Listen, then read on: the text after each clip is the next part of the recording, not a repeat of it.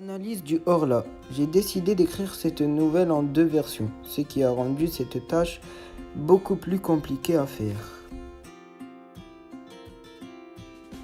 La première version, je l'ai publiée en 1886, un an avant la publication de la deuxième version en 1887.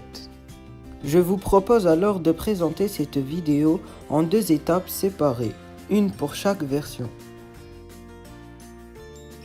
La première version parle d'un aliéniste qui invite quelques confrères pour écouter le témoignage d'un de ses patients.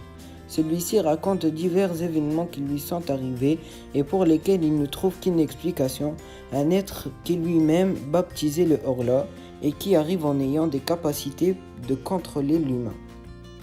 Les apparitions mystérieuses du Horla font de cette histoire une histoire de fiction et d'un monde imaginaire et surtout qui suscite de la peur chez le lecteur. Dans la seconde version, c'est le journal intime du narrateur qui rapporte ses angoisses et ses divers troubles, pendant que le Horla le terrasse chaque nuit et boit sa vie.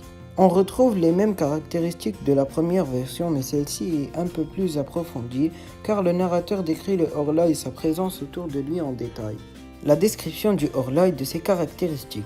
Le Horla est un être invisible à l'œil nu, ce qui lui confère sa supériorité. C'est par là qu'il réussit à garder son emprise sur le narrateur. Cependant, son corps ne paraît pas totalement immatériel car le Horla peut déplacer des objets comme une rose ou une page de livre. Aimez la vidéo si elle vous a plu et n'hésitez pas à partager.